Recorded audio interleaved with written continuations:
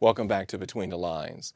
Today we're talking with Shane Anderson, the author of How to Kill Adventist Education. The objective of this book is to talk about actually how to give it a fighting chance, because private schools, as you know, do offer an alternative in education to public schools. What would the key difference be, Shane, between public schools and private schools? I think there's several very important ones. I think one that comes to mind, and this is often the way that I'll state it, it is illegal for a public school teacher to explain to the student body or to an individual student how to have a relationship with God. It simply is not allowed. It is illegal in our public school system. We have some fine public schools, there's no doubt about that, but the spiritual element is specifically, in so many cases, in so many ways, against the law. In Christian education, obviously that's entirely different. In a Christian school, there can be a caring Christian educator who is excellent in teaching academic subjects, but is also someone who is trained, willing, and very happy to share the good news of Jesus Christ and the salvation that he offers with his or her students. That's a fundamental difference. One other one that comes to mind is that, generally speaking, because of the lack of a belief in God that can be publicly taught in a public school system, public schools generally see us as kind of compartmentalized people. There's the physical, there's a sports program, and then there's the mental pursuits, and there might be some social instruction as well. But in Christian education, these things are integrated. Mind, body, spirit, all of these things are seen as a whole, and we treat them as a whole, and thus educate the entire person. So really, education is not just about book learning, as sometimes we want to think of it, but you're saying a Christian perspective really takes all of a person's existence and basically focuses that student for long-term Very existence. much so. Yeah. Very much so. And generally, the much lower teacher-to-student ratio, in other words, we have fewer students per teacher, which allows teachers to have more access with individual students to do that type of holistic education. I've heard public school teachers openly say, I wish we had the kind of environment that you have at your Christian school. So what are some of the things that you've heard or seen or in your study and preparation for this book? What have you identified that's positive that private schools, Christian schools are doing that cannot be done at all by public schools? Boy, there's a lengthy list. For instance, in our system of schools, it's the largest Protestant school system in the world.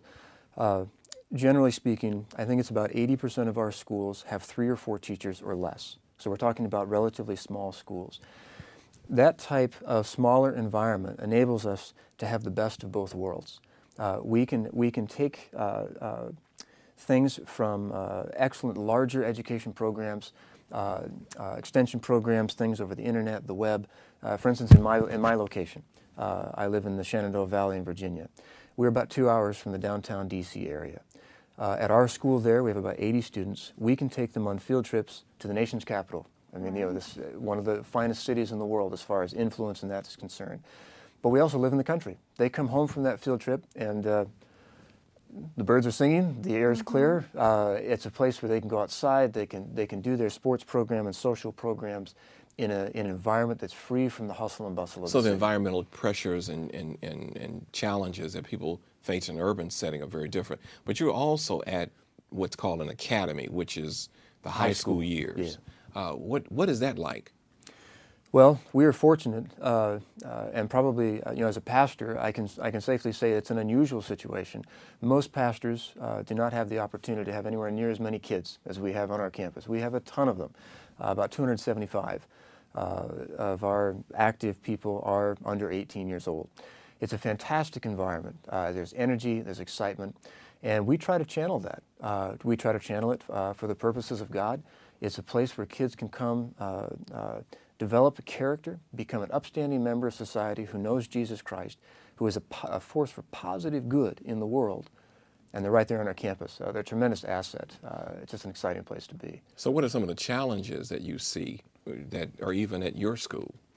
Well, we currently, we're doing quite well. Our elementary school as far as I'm concerned, is just a fantastic school. And our academy is now But honestly, that's one of the reasons, or I should say one of the focuses of my book. Private Christian education has faced some serious challenges over the last 20 years or so. This is true whether it's regardless of denominational affiliation. In the Adventist Church, we've had some unique challenges. At the place where I'm at, in the 06-07 school year, we budgeted for 205 students in our high school. Only 135 showed up. It was an instant operational loss of over $700,000. In retrospect, it was a long time coming. Today, based on some of the things that I put here in the book, it is a thriving school. We have 225 students. Morale is sky high. It's once again a place of excellence. But you know, go ahead, Heather. No, I was just going to say, you've done some excellent research on how to reform a school and make a good school even better. What is some of the advice you have for schools? Like, what are those changes that your school implemented that made all the difference? It was, well, it was complex enough that I had to write a book. Right. It wasn't just a paragraph or two. Essentially, what we had to recapture was a vision of what Christian education is supposed to be, and then function accordingly. We had a new administrator come in, Dr. Dale Twomley is his name, and he's one of a number of principals that I have met that truly excel at seeing what Christian education can be. He came in, and just to condense it down real short, he came in, cast a marvelous vision for the school, and said, you know, God can use this place to transform who knows how many students' lives. And then we budgeted, we staffed, we changed policies, we could learn to communicate better. Just simple things like, you know, is somebody going to answer the phone or will they get the answering machine? Right. Those basic things, academic excellence, we just chipped away until we had those things back in place. Sounds like everything starts with vision, though, and It then the does. details follow after that. Well, we're going to take a break in just a minute, but before we do, one of the things I'd like for us to talk about when we come back is some of those challenges that might cross denominational lines that other parents that are involved in their particular Christian school can get involved in, and they can say, here are some things we can do and make a difference in their community. Because I think that since all of us want to see our children, and as I mentioned before, even grandchildren, to do better, then certainly we can give some positive and constructive suggestions on what it will take to move in that direction. You're watching Between the Lines today. Our guest is Shane Anderson. And I want you to know that, Shane, this book was probably one of the most valuable tools I've seen to help us get focused on what Christian education is about. Stay with us. We're going to take a break, and then we'll be back to talk more about how you can make your school better.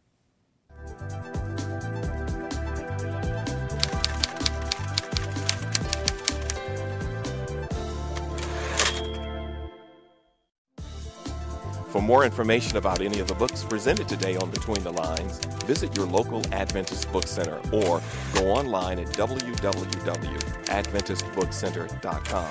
If you're interested in receiving a copy of today's book and live in the United States and Canada, call 1-800-765-6955. Again, that's 1-800-765-6955.